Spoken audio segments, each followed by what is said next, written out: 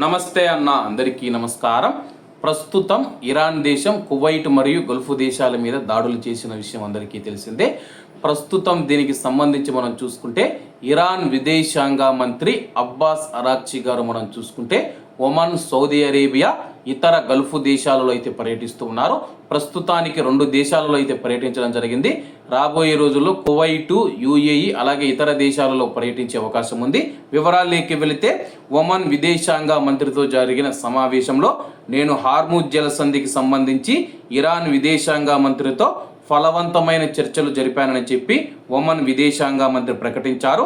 Hormuz జలసంధిలో చిక్కుకుపోయిన నావికులను విడిపించాల్సిన తక్షణ మానవతా అవసరాన్ని, అలాగే హార్ముజ్ జలసంధిలో నౌకాయాన స్వేచ్ఛను నిర్ధారించడానికి పరిష్కారాలను కనుగొనవలసిన ఆవశ్యకతను ఇరాన్ విదేశాంగ మంత్రి అబ్బాస్ అరాక్చీకి నొక్కి చెప్పానని చెప్పి ఒమన్ విదేశాంగ మంత్రి ప్రకటించారు. మరోవైపు సౌదీ విదేశాంగ మంత్రితో కూడా ఇరాన్ విదేశాంగ మంత్రి సమావేశమయ్యారు.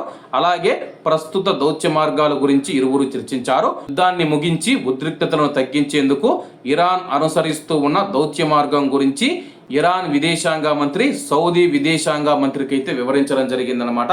అలాగే మేము ప్రస్తుతం దౌత్య మార్గాల ద్వారా ఇలా యుద్ధాన్ని ముగించాలనుకుంటూ ఉన్నాము, అమెరికా ముందుకు రావడం లేదని చెప్పేసి ఇరాన్ విదేశాంగ మంత్రి అబ్బాస్ గారు అయితే తెలిపినట్లయితే స్థానిక మీడియా తెలిపిందనమాట. ప్రస్తుతం గల్ఫ్ దేశాల మీద దాడి చేసి గల్ఫ్ దేశాలకే మళ్ళా యుద్ధ పరిస్థితులను అయితే వివరిస్తూ ఉన్నారనమాట. మరి గల్ఫ్ దేశాలు ఏ విధంగా స్వీకరిస్తాయి, అలాగే ఇప్పుడు మనం చూసుకుంటే ప్రస్తుతం ఇరాన్ విదేశాంగ మంత్రి అబ్బాస్ అరాక్చి గారు గల్ఫ్ దేశాలలో పర్యటిస్తూ ఉండడం ప్రాధాన్యత సంతరించుకుంది. అంటే యుద్ధం దాదాపు ముగింపు దశకు చేరుకుందనమాట.